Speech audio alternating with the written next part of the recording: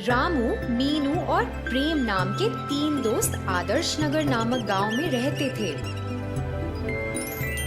मीनू और प्रेम पढ़ने के लिए शहर में गए और कई सालों बाद गांव लौटे सबसे मिलने के लिए।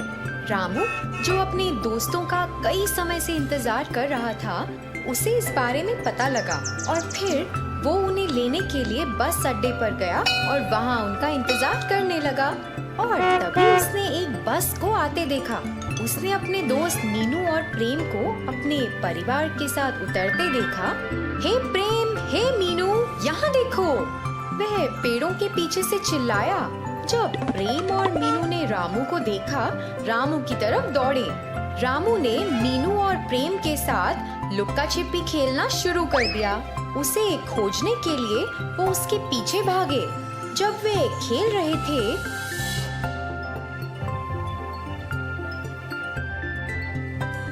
रामू एक सुरंग में भाग गया। रामू, तुम कहाँ हो? अरे, हमें लगता है हम खो गए हैं। बाहर आओ यार।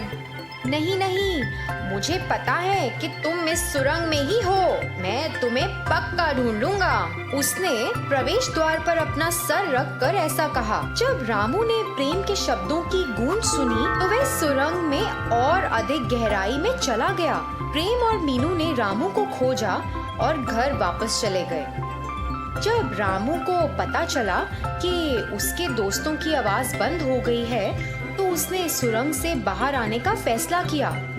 लेकिन रामू को यह नहीं पता था कि उसे किस तरफ से जाना चाहिए और वह रास्ता भटक गया। इसीलिए वह सुरंग में ही बैठ गया। रामू समय गुजार रहा था और एक धुन गुनगुनाने लगा। जैसे वह गुनगुना रहा था, अचानक एक बड़ा चमकता हुआ सुनहरा द्वार उसकी आंखों के सामने आया और रामू ने गुनगुनाना बंद कर दिया। जब उसने धुन गुनगुनाना बंद किया तो चमकता हुआ सुनहरा दरवाजा गायब हो गया। अरे, ये द्वार क्या है? ये एक सपना है या सच है? जब मैं गाता हूँ तो द्वार अचानक प्रकट होता है। इसका मतलब है कि द्वार जब मैं गाता हूँ तो दिखाई देता है। मुझे फिर से गाना चाहिए। रामू ने फिर से एक धुन गुनगुनाना शुरू किया और द्वार फिर से दिखाई दिया। रामू गुनगुनाता रहा और वह दरवाजे की ओर चला गया। जब उसने इसे छूने की कोशिश की तो उसका हाथ सीधे दरवाजे के उस पार चला गया। रामू हैरान रह गया। अब वह यह जानने के लिए उत्सुक था कि अंदर क्या है, इसलिए उसने धीरे से दरवाजे में कदम रखा। जब रामू ने द्वार पर प्रवेश किया तो उसे एक बर्फ का पुल दिखाई दिया। इतना ही नहीं, जब उसने पुल से नीचे देखा तो वह बहुत गहरा और डरावना था। रामू ने पुल के अंत में एक द्वार देखा और फिर वो जानने के लिए उसकी जिज्ञासा बढ़ गई कि दूसरी तरफ क्या था। उसने पुल को पार करने का फैसला किया। भले ही ये बहुत मुश्किल और खतरनाक था, उसने साहस से अपना दिल भर दिया और चलने लगा। वह बहुत धीरे धीरे चल रहा था, लेकिन देखा कि हर कदम पर उसे बर्फ पिघलती दिख रही थी और फिर तेजी से पुल की दूसरी ओर चला गया और द्वार तक पहुंच गया। जैसे ही वह चौखट पर पहुंचा, उसने जल्दी से अंदर जाने की कोशिश की और नीचे गिर गया। वह अपने हाथ को देखने के लिए उठा, लेकिन उसकी नजर दरवाजे के अंदर की तरफ पड़ी और उसके सामने ये एक बहुत खूबसूरत दुनिया थी। सब कुछ सोने का था। पेड़, फल, फूल और पौधों के पहाड़ और पहाड़ियाँ थीं। रामू को आश्चर्य हुआ कि वह किस दुनिया में आ गया है। उसने आश्चर्य से चारों ओर देखा और विश्वास नहीं किया कि उसने क्या देख लिया। वह तुरंत उसी रास्ते पर मुड़ गया जिस रास्ते से वह आया था। रामू अपने दोस्तों को उत्साह के साथ देखने के लिए दौड़ा, लेकिन उसे पता चला कि वे अपने परिवार के साथ एक समारोह में आए हैं और वहाँ से निकल गया। जैसे जैसे समय बीता, रामू की माँ बहुत बीमार पड़ गई। रामू के पिता की छोटी कमाई उसकी माँ के इलाज के लिए पर्याप्त नहीं थी। रामू को कुछ समझ नहीं आ रहा था कि वे क्या करे। अचानक उसे सुनहरे दरवाजे की याद आई और वह बहुत खुश हो गया। वह सुनहरी दुनिया में चला गया और सोने के कई सिक्के उठाकर चुपके से गांव ले आया और उन्हें बेच दिया। पैसों से उसने दवाइयां खरीदी और अपनी माँ का इलाज कराया। जल्द ही वह बेहतर हो गई थी। बहुत कम समय में रामू बड़ा हो गया और बहुत अमीर हो गया था।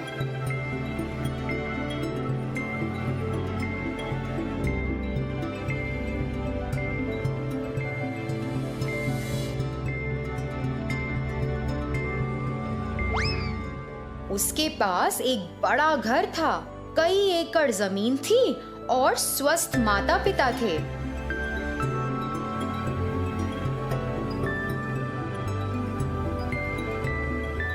वो एक अमीर जमींदार बन गया था। जब प्रेम और मीनू फिर से आदर्श नगर घूमने आए तो उन्होंने ग्रामीणों को रामू के बारे में बात करते हुए सुना। अरे, रामू हमारी उम्र में इतना अमीर क्यों है? ये कैसे हो गया?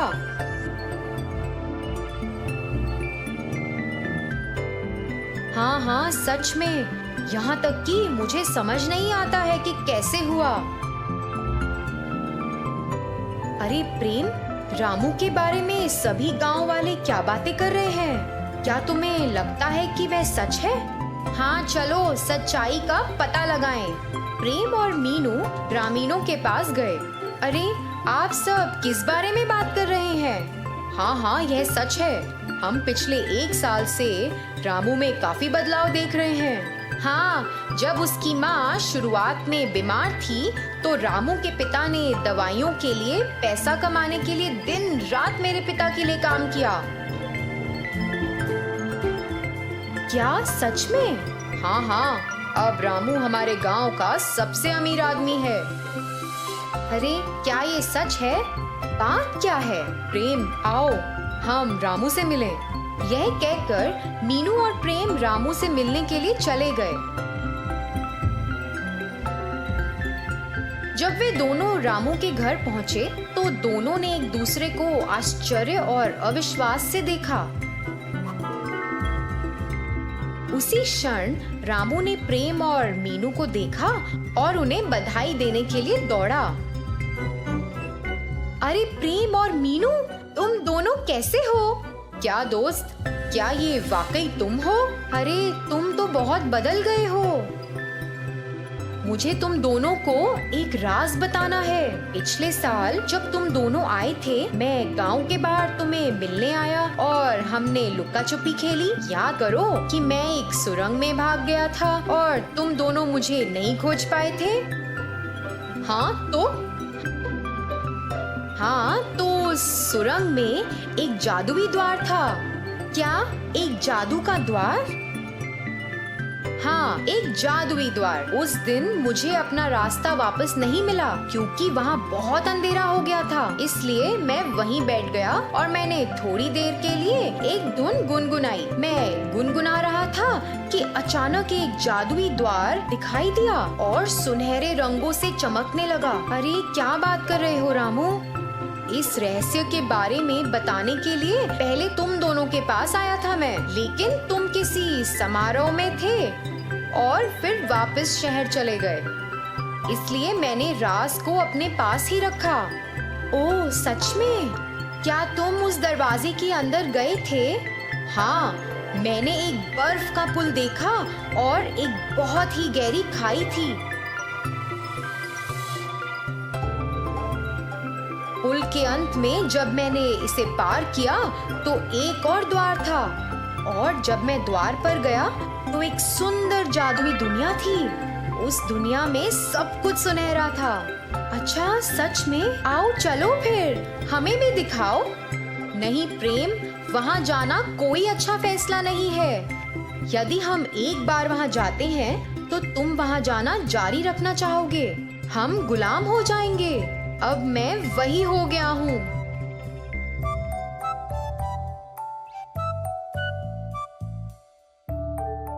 ठीक है, अब मुझे निकलना है। मुझे कुछ काम है। यह कहते हुए प्रेम सुरंग के पास चला गया। उसने डर के साथ धीरे धीरे सुरंग में प्रवेश किया, क्योंकि वहाँ बहुत अंधेरा था।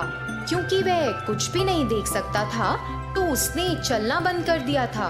उसे पता नहीं था कि क्या करना है, तो उसने भी गाना शुरू कर दिया। प्रेम लंबे समय तक द्वार का पता नहीं लगा सका।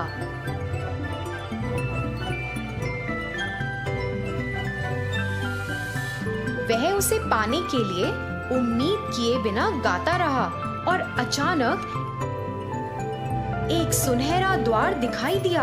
प्रेम सफल हुआ, इसलिए उसने द्वार में प्रवेश कर लिया।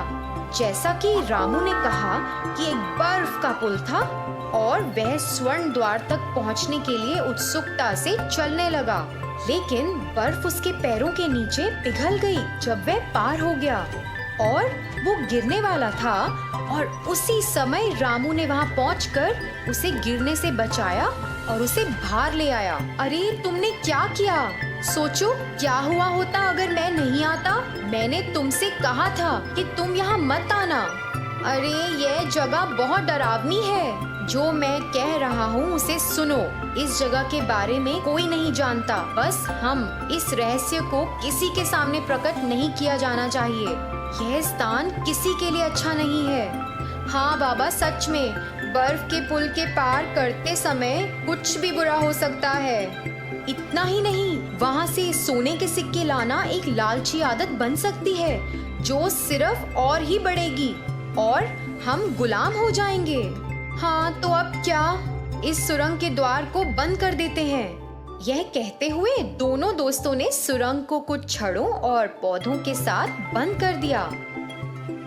तो बच्चों, इस कहानी से हमें ये सीख मिलती है कि कम जरूरतों के साथ हम बेहतर महसूस करते हैं। हमें वो करना चाहिए जो सही है, ना कि जो आसान है।